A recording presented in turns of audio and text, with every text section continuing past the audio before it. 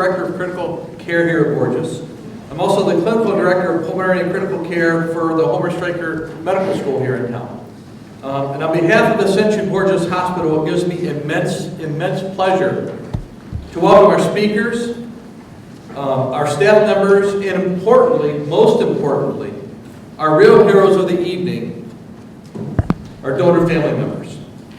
I would like to thank everybody for taking time out of their very busy schedules to come celebrate with us tonight.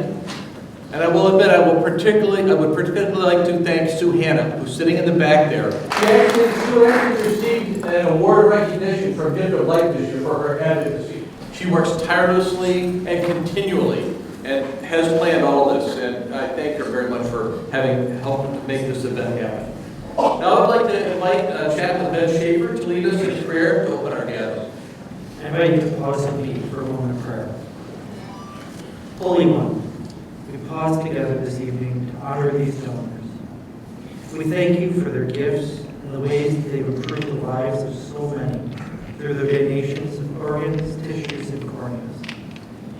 We thank you for their families and the love that they showed to others, even in the midst of their deepest grief. May this time of coming together be a time to honor them all. We ask that you would give those here the strength and courage they need for today and every day. Comfort and guide them in this time. Amen. And I would like to start by saying a few words. I will admit, I've been quite a long time a very avid supporter of organ donation. Probably in part because many years ago, a dear friend of mine received the gift of a kidney transplantation.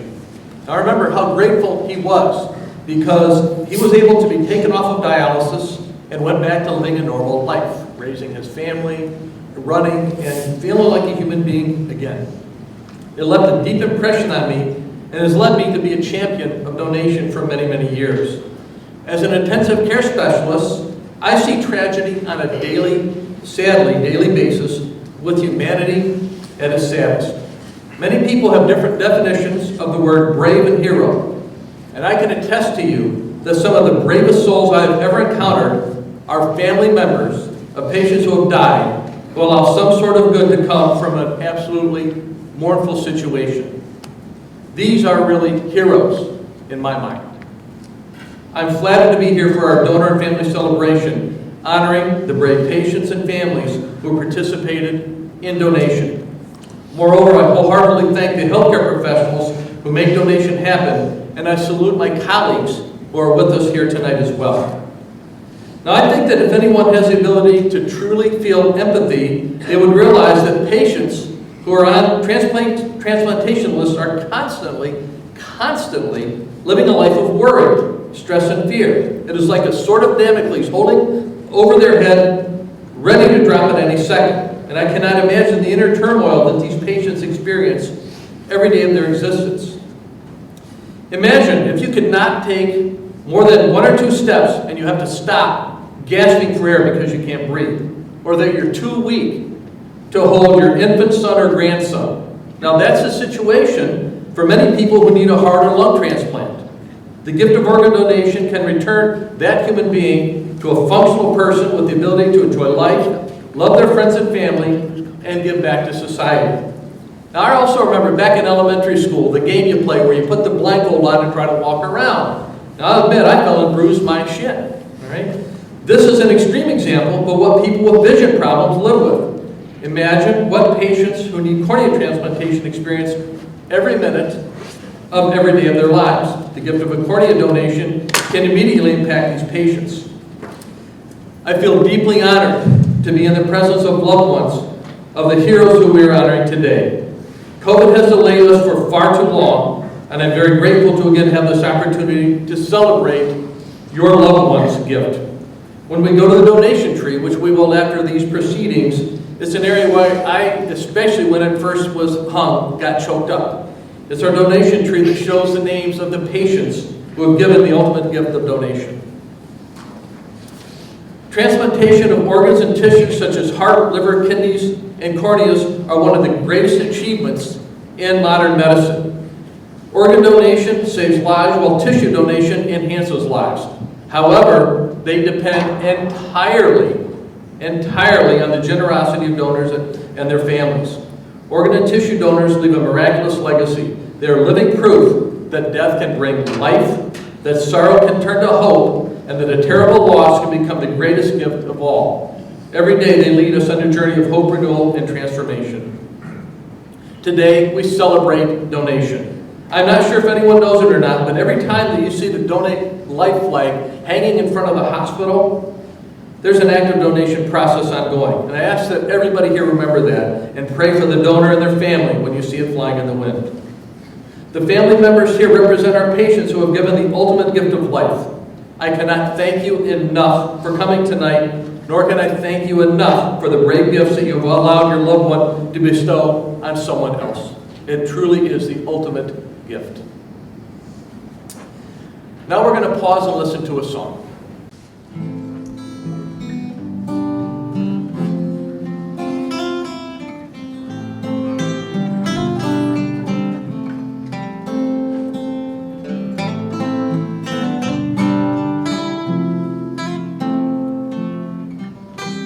I came by today to see you,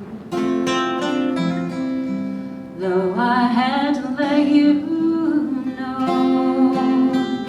If I knew the last time that I held you was the last time I'd have held you and never let go.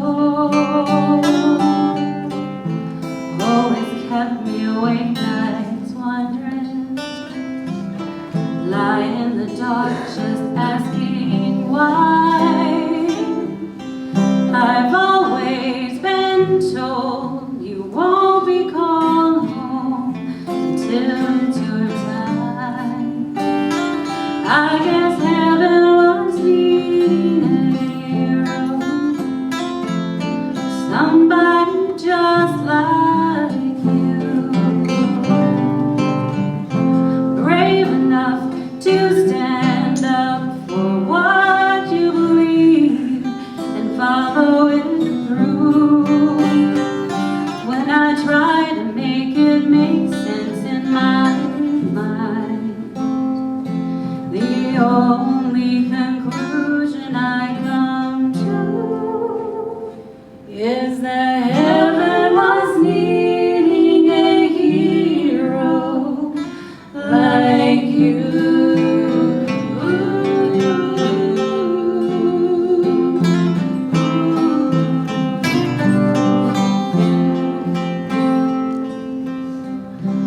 I remember the last time I saw you. Oh, you held your head up high.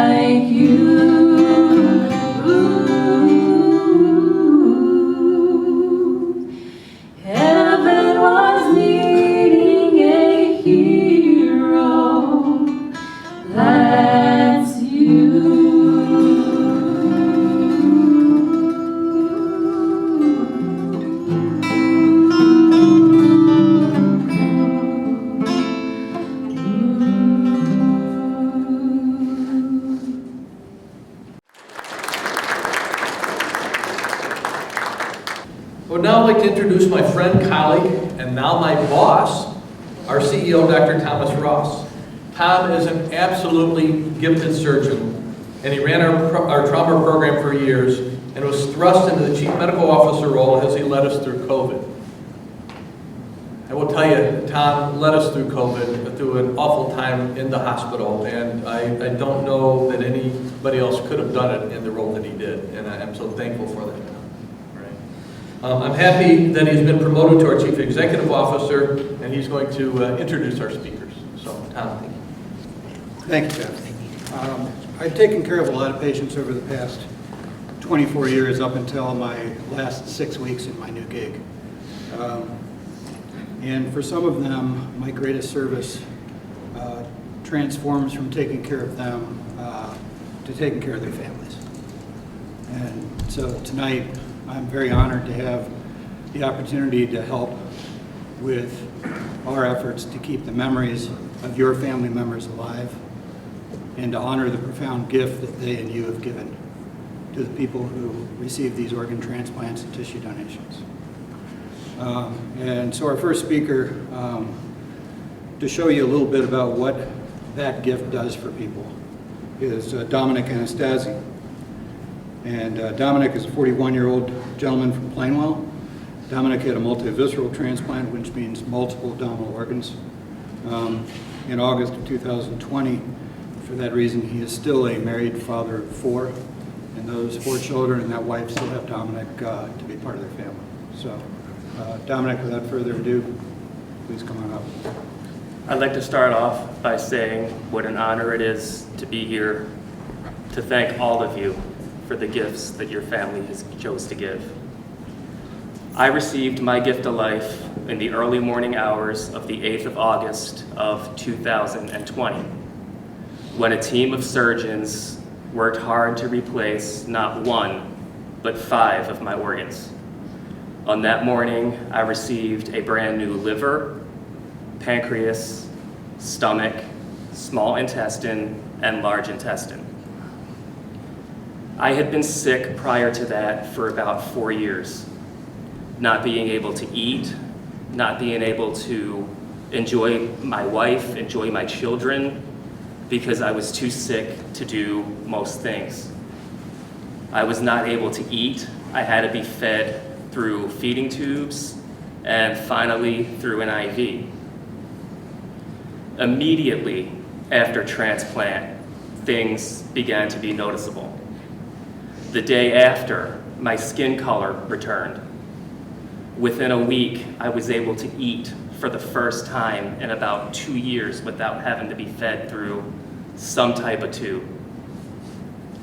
Things continued to get better. I was able to eat, I was able to exercise, my quality of life had picked up, but the most important part of transplant for me was that last year I got to watch my oldest son walk down the aisle and get his high school diploma. And it's made a world of difference, and it's because of people like your loved ones. There's no time frame to decide when or even whether to communicate with your recipients. For me, I received a letter approximately a month after transplant from my donor's family telling me a little bit about my donor. I had sent 2 letters back and had not received anything, so I figured she may not be ready yet. I'll give it a little time and I'll write back. About 5 months after that, I woke up one morning to a message on my Facebook Messenger. And it was from my donor's mother saying, "Hey, I haven't received a letter from you in a while. I feared the worst. I just want to know that you're okay." And we've been communicating almost every day now for the last year. And we're actually, health permitting, planning on finally meeting each other sometime early next year. And the biggest thing she ever said to me that really touched my heart was the last message she wrote me. She had said that I am a part of her. and she will always be a part of me. So again, I just want to thank all of you because of your loved ones, people like me have a chance at life, or a chance at a better quality of life. So thank you all.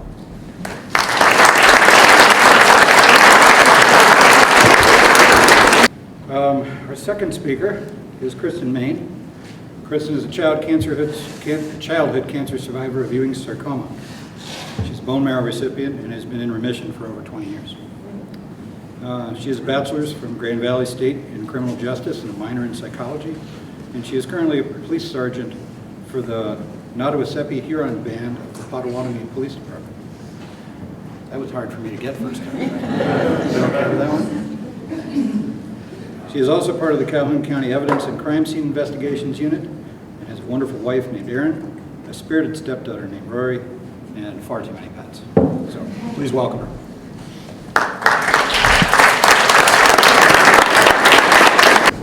Thank you so much, first and foremost, for allowing me to be part of this special night. I understand how special this is and how meaningful this is for all of you here today. So my presence here, it means so much to me. So I just want to thank you first and foremost for that. My story begins, as was expressed earlier, I'm a childhood cancer survivor. I was diagnosed with a bone cancer when I was 12 years old. I was going into, I was in 7th going into 8th grade, and I was a very active young woman playing softball, and I remember I was lifting weights and trying to get in shape for the season, and I noticed that on my left arm, my muscle was growing quite a bit faster than on my right arm. And we really didn't think much of it at the time, but at a regular doctor's appointment checkup, we asked the doctor about it. And he felt around and he could tell that there was some edging to it. So I went in a week later and had my MRI done. And within hours, we were called at my house to say that there was a tumor and that I needed to get in to have it biopsied. My mother is a nurse, retired now, but at the time she was. And I recall her saying over and over again to my father, as long as it's not Ewing sarcoma, we can get through this. At the time, 1999 to early 2000, Ewing sarcoma was a pretty poor prognosis. It usually hits young adolescents when they're going through their growth spurt, and mostly in young men and in their hip region. For me, it was my left radius, and it was growing in there. It had not metastasized yet, thankfully, so we got the scans done and we started planning. I immediately got a portacath put in and chemotherapy treatments started. In the beginning, they told me that the chance of saving my arm was not acceptable at all, that they were gonna have to amputate. There was no chance that I'd be able to save it. And then that turned into the chance of possible radiation, but then I would lose function in my arm. And I had to choose between those two options when I was 12. But then I was so blessed to meet a wonderful surgeon, Dr. Kimberly Less, out of Beaumont, Detroit. And she offered limb salvage surgery. When this was brought before the family, we were so ecstatic that we said yes. And that is how I received my gift of life from my donor. I went through several chemo treatments until the tumor shrank enough where they could actually remove 6 inches of the radius and replace it with my gift of life. So currently, my radius has fused with my donor. I still have a plate and screws that hold it in place, but it's fused all together and it's actually stronger than my other arm, so I feel so fortunate. I was able to go through the rest of my high school career and get back into sports, and I always wanted to get into law enforcement. So I went through Grand Valley State University, got my bachelor's degree. I went through physical therapy to try to regain most of the motion that I could in my hand. And I can do mostly everything except for full supination. But as I joke with everyone, the only time I need to do that is when I'm asking you for your registration and your license. So most people are probably happy I can't do that very well.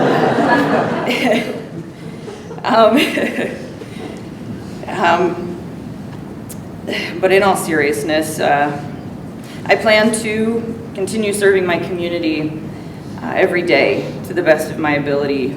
And I know that in order to do that, it takes courage, it takes integrity, but most of all, it takes the ability to be empathetic and to understand other people and to understand that everyone is going through something.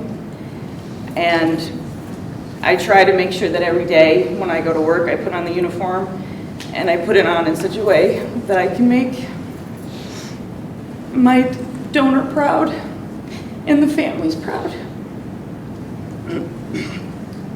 Excuse me, sorry, I didn't know I'd get emotional, but I just want you all to know how indebted I am to you and how I know that the journey for the families is more than anyone can bear. So I just want to thank you so much, and I want you to know that I live my life in such a way to make sure everyone is proud, especially my donor. So thank you so much. Thank you.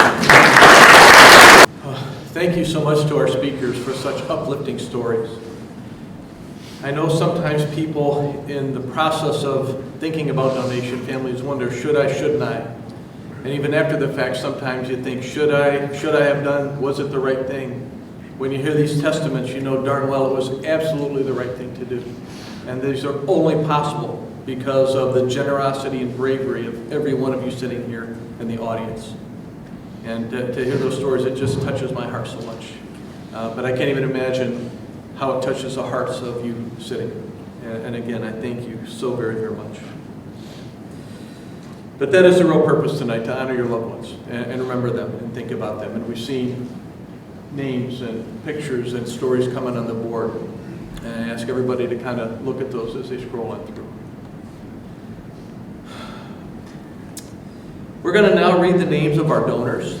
And I guess what I would do, I would ask the family members to stand when I read your name, and then our staff members can present you with a flower of remembrance.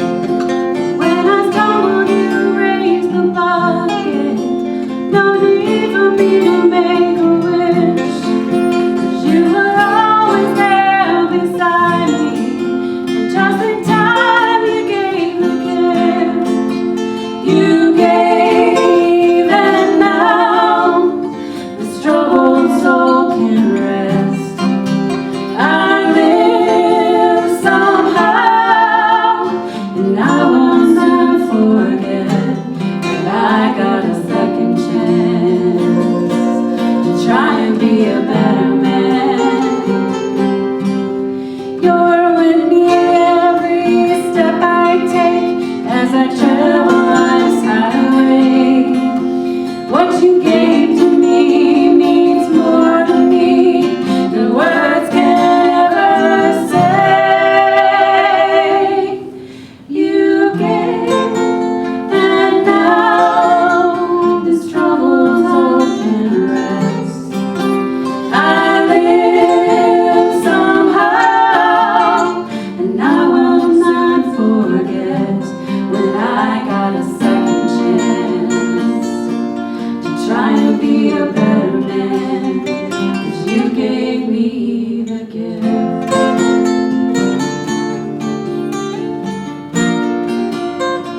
You gave me the gift.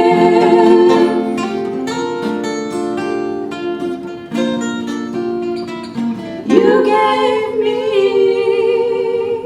the gift.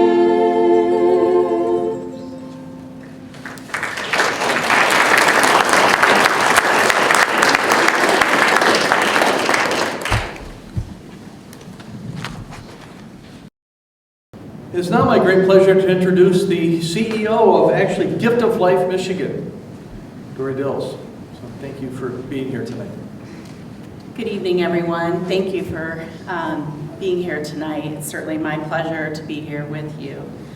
This is actually the second time in the last couple of weeks that I've had an opportunity to be with donor families as we remember their loved ones, and it's always a very special occasion for us.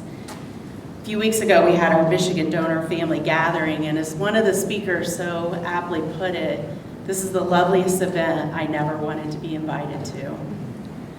Because being there and being here tonight means that you are the relative or the friend or family member of an organ, eye, or tissue donor, and you've suffered tremendous loss.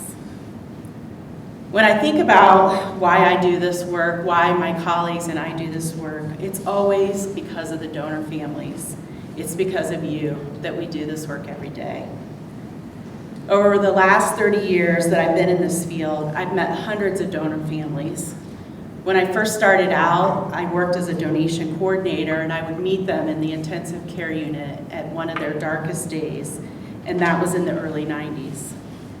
Now I meet families like this at events where they're honoring their loved one, but the raw emotion is still there for many, and I certainly feel that in the room tonight. I know it is a very, very difficult time, but I'm so touched and moved by your stories and how you've come to honor your loved one, and I love learning about the person that they were and the journey that they had. 2 weeks ago, a Facebook post appeared in my feed that took me back. It was written by a father I met 30 years ago.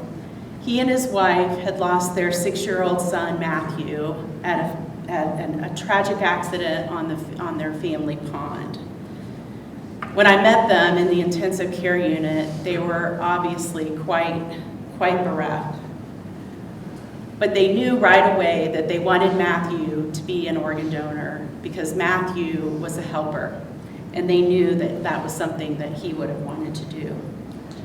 When his dad was reflecting in that social media post, he talked a lot about all the things that Matthew wasn't able to be here for in the last 3 decades. He also talked about how Matthew was his hero. He talked about meeting the recipients and how Matthew was also their hero. I can't begin to put into words how privileged I am to have played a very small part in the legacy that Matthew has left behind. But that's what the opportunity to work with families like you does for us at Gift of Life Michigan every day. You really are the true heroes. I'm so happy that you had a chance tonight to hear from Dominic and from Kristen. Dominic absolutely would not be here tonight if it were not for the gifts of a donor family, a family just like yours, supporting a decision to become a donor. And tissue donor families and tissue donors like your loved one saved Kristen's arm and quite possibly her life, but also saved her dream of service to her community. It's always special when donor families and recipients have an opportunity to be in the same room together, to feel that connection and to recognize the gratitude that recipients feel for each and every one of you and for your loved one. I hope that tonight when you leave you find that rewarding and that it touches you and you know that someone out there is thinking about your loved one this very minute. On behalf of the entire Gift of Life Michigan team, my colleagues that are here with me tonight, and from me personally, thank you for honoring your loved one and your family member's life, and their legacy is the most extraordinary gift anyone could give, gifts of life. Before we wrap up today's ceremony and go out to the donor memorial tree, I'd like to present a special award to Ascension Borges Hospital. While we're here tonight to honor the donors and donor families, it's hospitals like Borges who work with each and every one of the families in their intensive care units that also make donation happen. And we wanted to take a moment tonight to recognize the staff here on behalf of HRSA, the Health Resources Services Administration, who awards hospitals who really go above and beyond to make donation happen in their facilities. Among the many things that Borges has done to earn a silver recognition, one of them being this particular ceremony, and as Dr. Wilt mentioned earlier, flying the Donate Life flag every time there's a donor. They've also hosted donor registration drives. They connect with the community about raising awareness about organ and tissue donation and answering questions. They publish news stories about it, and of course, they frequently thank donor families. We're very honored to call Borges a partner through this national campaign and all the ways we work together to save and transform lives. I want to give a special thanks to Dr. Wilt for being a leader and a champion here in donation. I also want to thank his colleague, Dr. Stephanie Markle, who's unable to be with us tonight, who's also a donation champion. I also want to recognize Sue Hanna, who you met earlier tonight. Sue was actually recognized at our April Champions Gala, and she earned an award for her advocacy and donation. And I'd be remiss if I didn't mention that we also awarded Kristen an award as well for being a public servant, and we're thankful for that as also. If you know Sue in this hospital, you know that Donation Advocate fits her perfectly. Her work to bring us together this evening is proof of that. It's my pleasure to present you with HRSA's Workplace Partnership for Life Silver Award. If those that are going to accept the award could please come forward and we'll take a picture.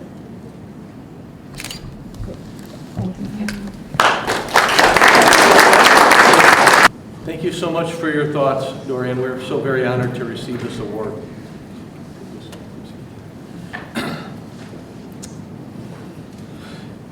If anybody wonders how much it has mattered, trying to talk to our Gift of Life colleagues, the people in the room, their loved ones, have donated at least 17 solid organs. And so that is a direct organ-to-organ effect. But the effect of tissue donation, I was just told tonight, which even shocks me, it happens sometimes over several years and can actually affect and help hundreds of people. So that is a very, very special thing. I don't know if anybody was there. I was not aware of that. The tissue donation can affect that many people.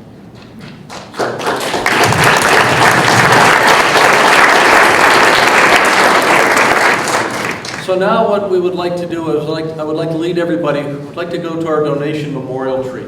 So everybody can actually look at it, and we're going to have a blessing there.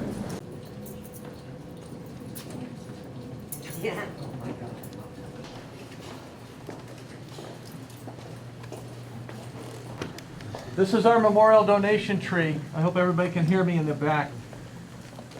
Everybody, if you want to, please take time and look at names, in particular for special names to you, if you want to. But this is we're very proud to have this exhibit and show the true heroes in my mind. Right? And Chaplain Ben is going to lead us in a blessing here.